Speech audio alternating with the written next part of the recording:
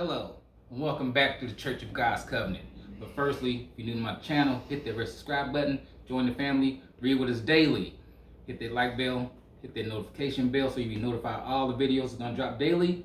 Also, share this video with everybody you know. Like I said, this is the Church of God's Covenant. What we do is we're reading from Genesis to Revelation, all the way through the Bible, chapter by chapter, day by day. This is day number 50. So we're on Genesis chapter 50 right now. So if you have your Bibles, turn to Genesis chapter 50. I'm reading out of my Holman Christian Standard Bible. You can read out of your King James, your Amplified, your Living, whichever version that you have. Okay.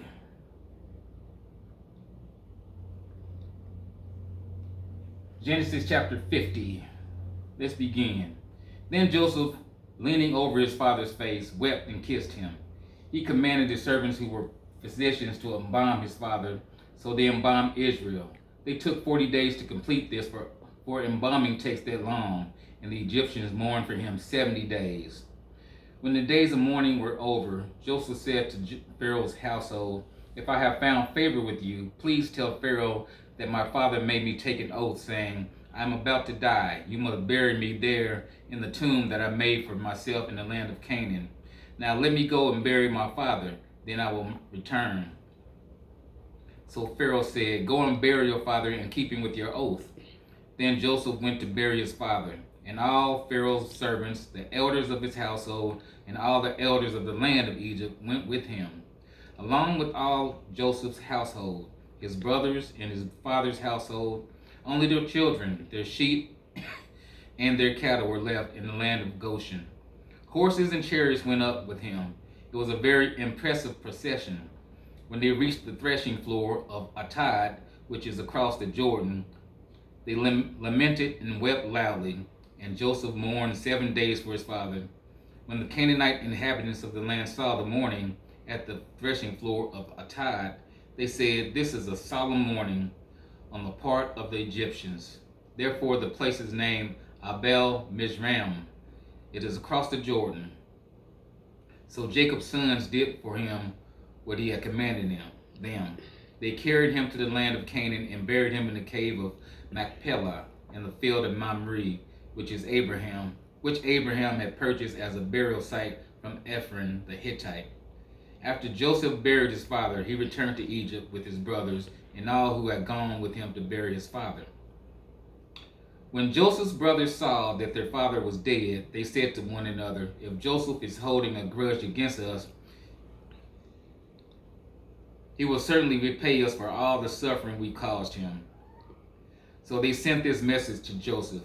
"Before he died, your father gave him a command. Say this to Joseph: Please forgive your brothers' transgression and their sin, the suffering they caused you.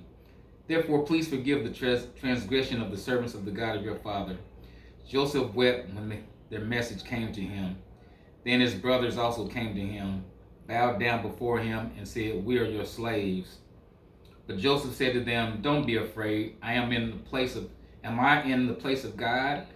You planned evil against me. God planned it for good to bring about the present result, the survival of many people. Therefore, don't be afraid. I will take care of you and your little ones." And he comforted them and spoke kindly to them. Joseph and his father's household remained in Egypt. Joseph lived 110 years. He saw Ephraim's sons to the third generation. The sons of Manasseh's son Machir were recognized by Joseph. Joseph said to his brothers, "I am about to die, but God will certainly come to your aid and bring you up from this land to the land he promised Abraham, Isaac, and Jacob." So Joseph made the sons of Israel take an oath. "When God comes to your aid, you are to carry my bones up from here." Joseph died at the age of 110. They embalmed him and placed him in the coffin in Egypt. The end of Genesis. 50 days, 50 whole days, each day reading. All right. That was Genesis chapter 50, 1 through 26. Did you follow along pretty good?